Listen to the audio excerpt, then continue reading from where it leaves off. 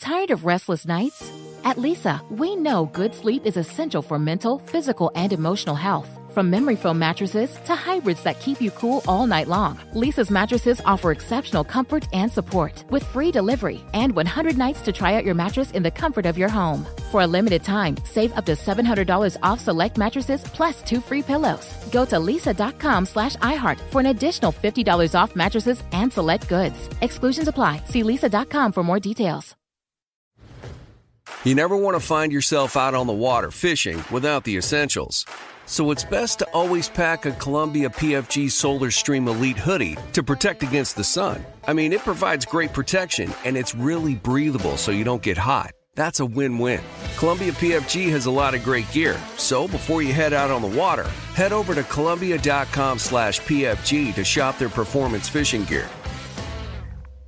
Appreciate you guys hanging on throughout the full 3 days, those that you stayed all 3 days. So it's been a long process to get to this point. You know, I'd be remiss if I didn't thank my leadership group, Brandon Brown, Tim McDonald, Dennis Hickey, Chris Rossetti, Ryan Cowden, along with all the coaches. There's a lot of hard work that goes into this. You know, they're sent on, out to pro days and Zooms with the prospects, and, Dave's is nice enough to give them a week off in late March, and unfortunately sometimes there's pro days during that time, and these coaches have to give up vacation with their family for to go visit with these draft prospects and help us, in our process to make the decisions and draft these kids. So hats off to the personnel staff, the coaching staff, everybody in this building that is part of the process. So there's a lot that goes into it.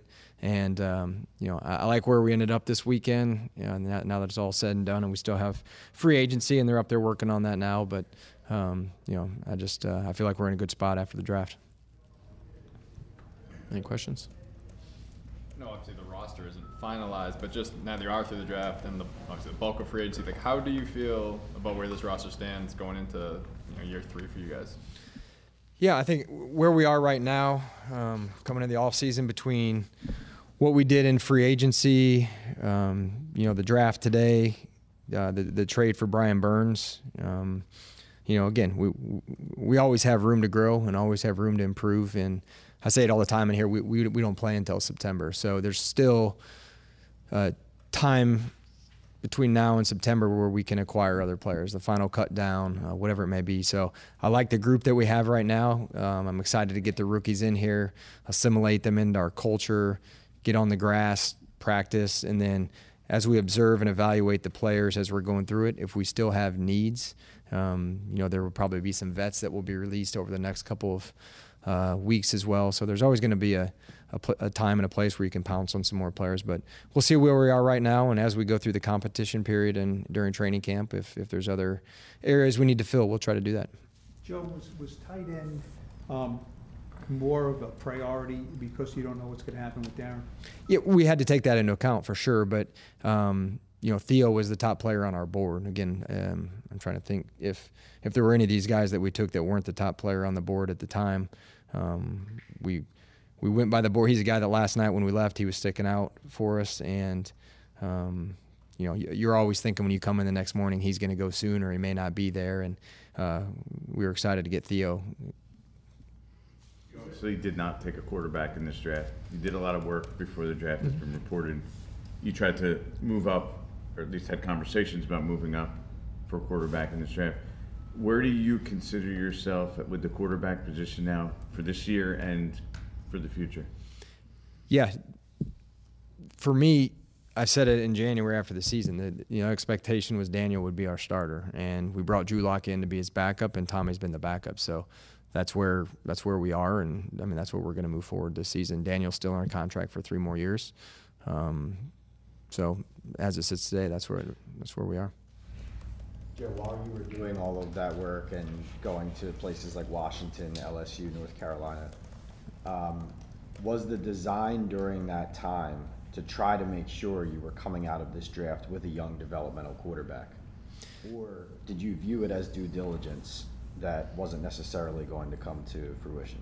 Yeah, and I understand your question. If you look at the pro days we went to, I mean, there's quality and quantity. You look at LSU, there's a lot of good players at at other positions that we did take. No different than Washington. Washington won a lot of games and went to the national championship game, and there were a lot of players. So I guess I should throw in the Drake May and JJ private workouts as well into the.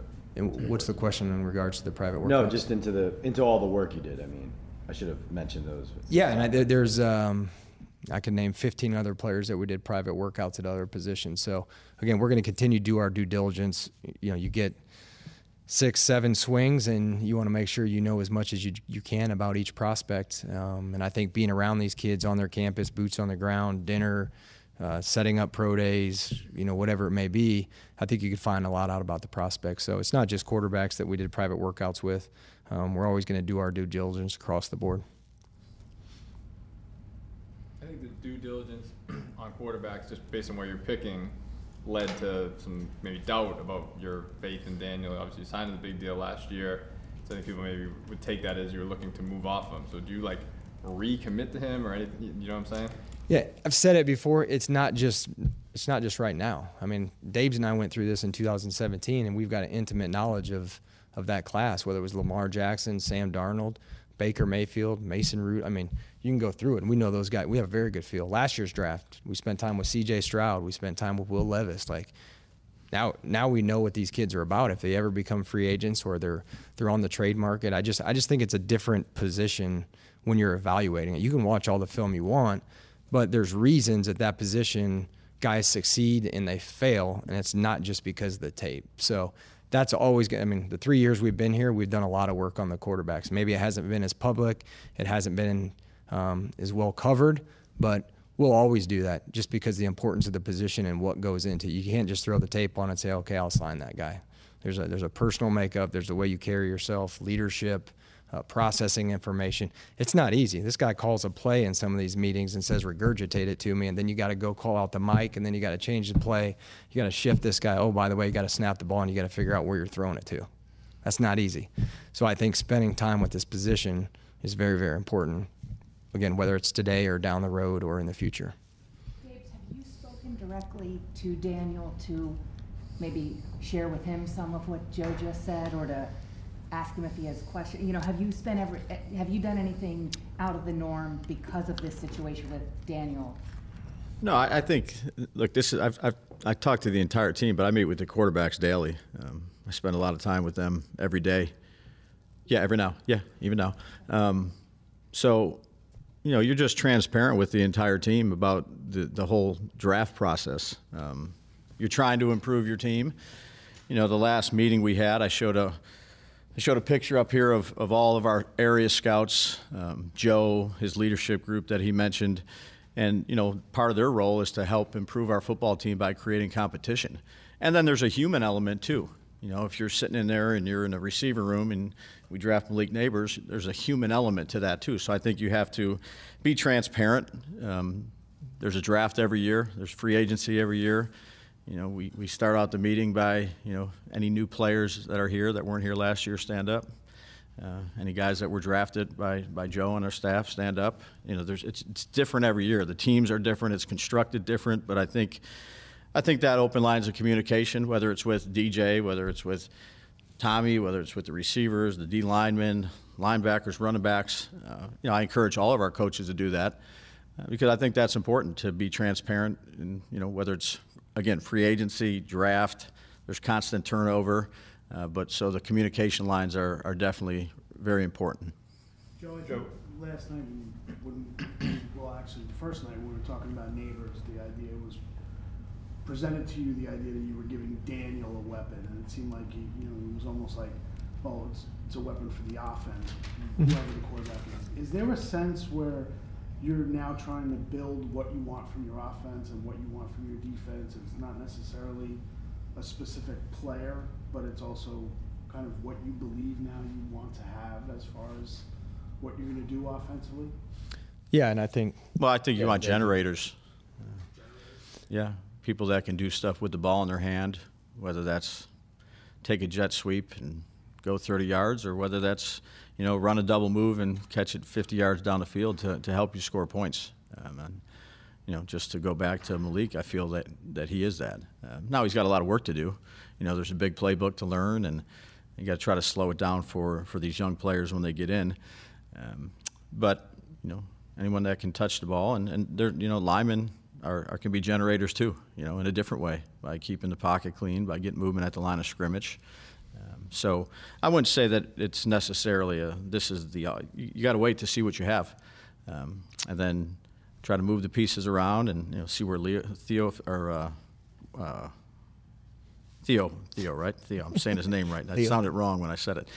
Where he fits in, where Malik fits in. There's different positions to play. There's 5 eligible players on every play, and you try to use those guys the best you can. But they got to come in here and prove it, and earn the right to play. Yeah. Where does Tyrone Tracy fit into that kind of mold? And he's going to be 25 in November. Yeah, I'd say some of these guys are older too, relative to kind of what people have been through the last few years. I would say with COVID and all those other things. So some guys are a little bit older, but he was a former receiver. He had a bunch of in terms of yards per carry, he's been pretty good. He's an athlete that played receiver and then played running back. Has some good production. We'll throw him in the mix, and whether that's in the kickoff return game or whether that's at running back, whether it's the receiving part of it, we got to do a good job of getting him here and seeing where he's at, and then trying to fit him into the things that he can do well. Joe, how do you feel? This is sort of like the last major portion of the offseason where usually there's major additions. So for the most part, I assume you're probably not going to have much more to add. You put resources into the offensive line in free agency, a lot of them. You added Malik, you added Theo. How do you feel about the offense now? Yeah, I think, again, what Dave said earlier, once we get out on the field and see how the pieces work together, I think we'll have a better feel. Dave's is one of the better ones I've been around. Like, it's not his system. Like, we're going to run this, and it's, square peg, we got round hole. Like, we're going to go out there, we're going to see what routes these guys run well, what they can do. There are some new pieces.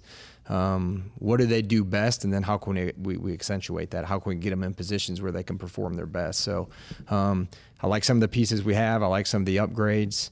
Again, you can throw Brian Burns in the draft, as well. Just that pick 39 to bring on a 25-year-old 2-time Pro Bowler as a pass rusher as part of this draft class. So I like some of the moves that we made in the offseason. We still have work to do, and I just think it's year 3, and we're just going to continue to building the roster and the team. And I think where we are with some of the contract status, like I talked about last night, that you can keep a core group together, over a 2 to 3 year window, and you have another offseason and another draft, and then you look up and there's some really good pieces on the team. Are you guys going to add a quarterback in as an undrafted free agent? Do you intend to? Well, I'd say is we'll have, for rookie camp here in 2 weeks, Pat, we'll have a number of players come in. You need to bring in a quarterback to go ahead and to operate some 7-on-7 and things that you want to do. So, we'll bring someone in, whether that's tryout, whatever it may be, and then we'll go from there. Hey, could you do one quickie on the kid from UCLA? What did you see in him? Yeah, he's a good football player. He was actually with Gobi, our special teams coach. They crossed paths out at Hawaii. So, 440 career tackles, hasn't missed a game, smart, tough, dependable, instinctive. Our special teams coach, again, he's coached him, so, has a vision for him on special teams. He was at the East-West, and I would say Tyrone Tracy was too. So having our coaches, and then Shea at the Senior Bowl with Theo. So I think there is a little bit of a competitive advantage in terms of, again, going back to Dave's staff and their ability or their willingness to sacrifice their time to help us in this process. And I would say all 3 of those guys that we took today, our coaches had intimate knowledge of those guys from the All-Star game. So we're excited about Darius. He's a good football player. He's a good football player.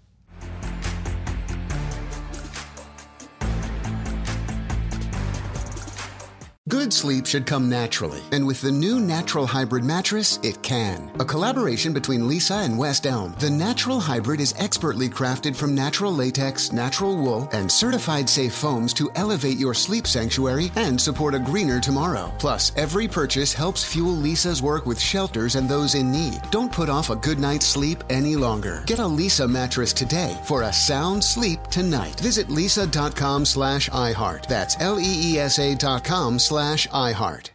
What do the most successful growing businesses have in common? They're working together in Slack. Slack is where work happens with all your people, data, and information in one AI-powered place.